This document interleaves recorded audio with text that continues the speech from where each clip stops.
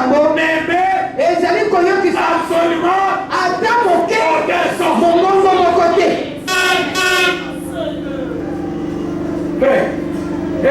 Est-ce que ça c'est compliqué? Wana ezali na mulu. William Branham dit William Branham yalobi la révélation emoniseli du 7e saut ya elengo na sambo nembe ezali koyokisa absolument ata moke aucun son. mongongo moko te. S'il n'y a pas de son, Soki mongongo ezali yokani il n'y te a pas de parole. ezali na maloba te. Quand je parle là, Soki nalobi ntango nazali ce koloba qui wa sort là, mpe mongongo c'est le son. ezali mongongo. Mais si je me tais, Soki nafandi kimia maintenant vous allez venir entrer en moi yo koya kokota kati na ngai pour faire sortir le son. mpona kobimisa koyokisa mongongo. C'est la raison pour laquelle yango ntina quand le prophète ntango mosakoli n'a pas de son, azali na mongongo te l'épouse mwasi na est libala en manque de son. akoki kozwa mongongo. Maintenant, si Siko. les sons qui étaient en Dieu, soki mongongo milongo ezalaki na les nzambe premiers sons, ya liboso Dieu l'a libéré. nzambe atalisi Nous yango connaissons ce que c'est, toyebi oyo etali yango n'est-ce pas? ezali Le bongo deuxième son, elema mibale ya le misato ya quatrième, minei le cinquième, ya mitano le sixième, ya motoba le septième. oyo ya mosambo. S'il n'y a pas de symbole, soki bitaliseli ezali il te se trouve où? ezali wapi? Il se trouve là. ezali kuna C'est ainsi que nous avons lu. nde wana totangoli Il vient d'ici. po ete ayawa Le prophète a dit mosakolo alobi il faut qu'il vienne esengeli aya directement ebala moko du ciel. uta na lola Mais sans de Dieu, elangolo na nzambe l'épouse mwasi na libala reçoit ezali kozwa la révélation emoniseli des symboles ya qui bitaliseli étaient en Dieu. oyo ezalaki na nzambe. Maintenant, sikoyo quand Dieu, ntango nzambe qui était Jésus, oyo azali yesu en chair, kati na nzoto parce que remarquez, botala na bomona c'est lui qui a parlé des sons en parole. oyo alobaki na ntina na bilembo na maloba C'était Jésus, ezali yesu mais en chair. kati na nzoto. C'était Elohim ezalaki elohim dans la chair, kati na nzoto. n'est-ce pas? ezali bongo te C'est lui qui donne les sons oyo apesaka bilembo en symbole. na bitaliseli C'est qui? ezali nani? C'est le même Elohim, ezali elohimu wana moko mais sans chair, kozanga nzoto sikoyo. n'est-ce pas? C'est lui qui révèle oyo azali komonisa la parole liloba au septième ange. na mwezi na sambo C'est le même Elohim. ezali elohimu moko wana Non. kozanga nzoto. Est-ce que a-t-il oublié ce qu'il avait prêché quand il était dans la chair? ye abosani oyo ateyaki ntango azalaki na nzoto. C'est ça ce qui nous montre que yango etalisi biso ete réellement cette révélation na mosolo ete emoniseli vient oyo de la part de Dieu. ezali kowuta na nzambe Quand il était en chair ntango azalaki na de nzoto. Jésus, Yesu il a na parlé de six sons. alobaki na ntina na bilembo motoba na oyo Il asambo s'est arrêté. atelemaki Quand il est allé au ciel ntango akendaki na lola et qu'il est descendu mpe akitaki dans les âges de l'église, na bileko na mangomba dans Jean, na kati na yohane avec Jean, na yohane dans Apocalypse, na emoniseli les corps epe nzoto étaient sur le trône. ezalaki na ngwende Et c'est l'esprit ezalaki qui molimo révélait à Jean oyo ezalaki komonisa na yohane ces choses. makambo oyo Il a prêché. ateyaki Quand il est arrivé au septième, ntango akomaki na oyo asambo il s'est arrêté. atelemaki.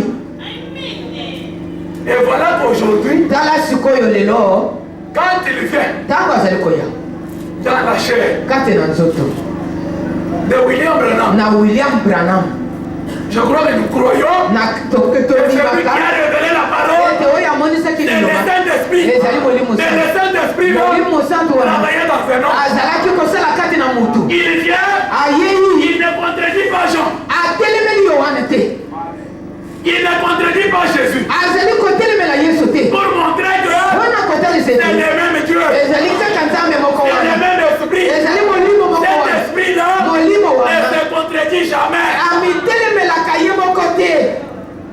C'est ainsi que, yango wana comme lokola il est resté atikali avec un son, na elembo moko N'est-ce pas? Vous comprenez qu'il est resté avec un sort. Depuis Jésus, passé par Jean, jusqu'à Branham, il est resté avec combien de sorts? Hein? Combien? Combien? Hein? 7 sauts. Hein? Un saut. Il est resté avec un saut. Maintenant, écoutez. Question-réponse sur les sauts. Et nous arrivons maintenant au dernier saut ce soir. Si le Seigneur le veut. Et c'est un saut très mystérieux. Très. Parce qu'il n'est même pas. Il n'est même pas mentionné nulle part dans les Écritures. Il n'y a aucun symbole. Rien sur quoi s'appuyer. Est-ce que vous comprenez? Ce soir, il n'y a pas de symbole.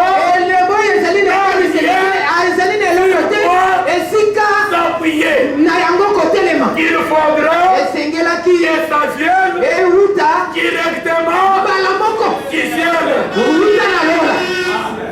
Amen. Il faudra voir. Comme il est resté là. Nous connaissons là où il est resté. En symbole, il n'est pas là. En révélation, il n'est pas là. Il est resté où? Maintenant, pour que nous le connaissions, il faut qu'il vienne directement d'où? Directement du ciel. Parce que dans le message du 7e ange, vous ne le trouverez pas. N'est-ce pas? Il n'est pas là. Ne spéculez pas. Ne tâtonnez pas. Dites ce que le prophète a dit. Le 7e son, il n'a pas de son. Quand on a ouvert au ciel, un silence qui ne mirait. C'est seulement ça. Quand on a ouvert le 7e son, il y a un silence. Dites seulement ça. Amen. Vous comprenez? C'est ça être fidèle. Et le reste, ça viendra directement.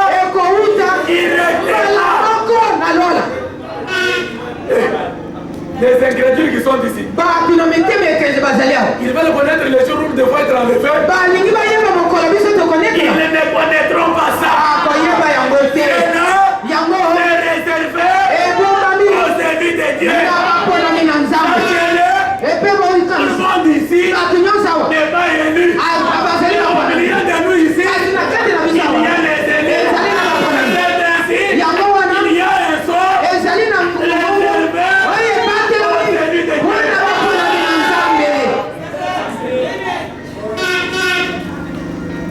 Aux élus. Vous êtes des élus. Si vous êtes des élus, écoutez, on nous a donné le Saint-Esprit avec mesure.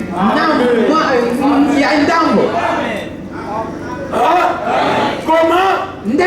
Avec mesure. Mais il y a une autre mesure réservée aux véritables élus. Parce que écoutez, avec cette mesure-là, il y en a qui nous trompent ici. Il y a des sorciers qui viennent ici.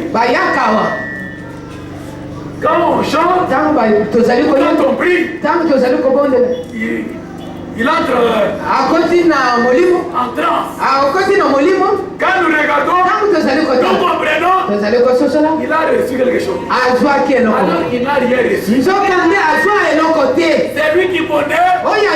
C'est lui qui a reçu quelque chose. Il y a que les dieux du ciel. Les pasteurs, on peut les tromper. Mais les dieux du ciel, on ne peut pas les tromper. C'est ainsi. Il y a encore une quantité réservée aux élus. C'est la raison pour laquelle le prophète dit le 7e saut est lié au 3e poule. Le 7e saut est lié au 3e poule. Pourquoi? Parce que quand William Branham, Dieu est venu, il lui a dit, je te donne le premier signe. Voilà ce que tu vas faire. Tu vas, quand quelqu'un est malade, tu tiens seulement sa main comme ça, tu verras les signes de la maladie sur sa main. Quand il est parti, il a appelé Frère Neville. Frère Collins. J'étais là.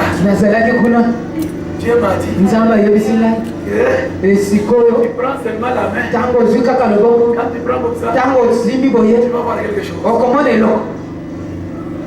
Frère Neville rentre à la maison. Il appelle sa femme. Voyez bien. Tu sais, ces jours-ci, tu verras ce que Dieu fera. Si tu vois frère Branham toucher quelqu'un dans la main, sache qu'il verra la maladie. La femme de frère Neville, et moi si à frère Neville, son grand frère, qui comment on y a dans l'église pentecôtiste. Oh ya jali na lingomba pentecôtiste. Vous savez, notre église na lingomba na biso. Cette affaire, makambwana c'est pendu. Kendaki Même dans les dénominations. Atako na bibongiseni. Dieu vient, il lui dit, tu vois, mais là c'est parti partout. Tu l'as dit de ne pas dire ça. Je te donne un deuxième. Un deuxième, il était quoi? Le discernement. Il est allé, il a dit à ses amis, voilà. Mais comme Dieu l'aimait toujours, Dieu lui dit, il y a encore un troisième. C'est le troisième. Je ne peux pas te dire. Je vais te le donner dans une langue inconnue. Pour que tu ne sois pas en mesure d'aller expliquer. Dans la vision de la table, là-bas il n'y a pas de parole. Et il dit, Dieu m'a montré quelque chose. Ça, j'irai avec ça dans la tombe. Ça, je ne le dirai pas. Vous comprenez? Le 7e sort est lié au 3e poule. Et le 3e poule, c'est la manifestation des fils de Dieu. La nature tout entière attend la manifestation des fils de Dieu. Qui Dieu nous avait dit ça? Mais Dieu a gardé ça. Un secret pour ses enfants. Un secret pour les élus. C'est la raison pour laquelle il dit pour ceci, soyez respectueux. Menez la vie des bons chrétiens. Le reste ici, Dieu s'en occupera. Le reste ici,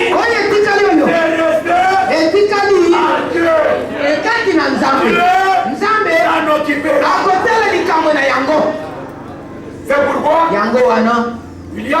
William Branham est allé dans la tombe akendaki na lilita sans connaître ozanga koyeba le jour mokolo et l'heure ngonga de la venue ya boyei du Seigneur ya Jésus-Christ. nkolo yesu kristo. Mais kasi il ne les connaîtra pas avant nous. akoyeba yango te yambo ya biso Non, te nous les connaîtrons tous biso nyonso koyeba au même moment. ngonga moko Au son de la trompette, bakoyula na les kelelo morts en Christ bakufi kati na kristo ressusciteront bakosekwa premièrement. mbala liboso Et nous, mpe biso nous serons changés. tokobongwama. Le Lamb dit, Abraham alobi quand ces morts reviendront, tango bakufi bakosekwa quand nous serons changés, tango biso nzoto ekobongwama nous n'irons pas directement au ciel. tokokende mbala moko na lola te Nous allons passer quelque temps sur cette terre tokolekisa mwa ngonga moke na mabele oyo pour démontrer mpona kotalisa aux dénominations, ete na bibongiseli aux païens, na bapagano la manifestation omonisami des fils de Dieu. ya bana na nzambe C'est là, yango c'est une réalité. ezali bosono Un de ces jours, moko na nous le mokolo verrons. tokomona yango Nous le verrons. tokomona yango La chose à faire, eloko akosala donnons le message. kosimba ngwi Et sango personne ne nous a dit le message. mutu te amutela biso sango Toutes ces bénédictions-là mapamboli nyonso sont wana dans les messages. ezali kati na Toutes sango ces bénédictions-là mapamboli sont nyonso dans wana la parole. ezali kati na Et liloba non la parole. tosimba liloba Et non le message. tosimba sango Et notre Dieu mpe nzambe na biso nous se révérera. akoti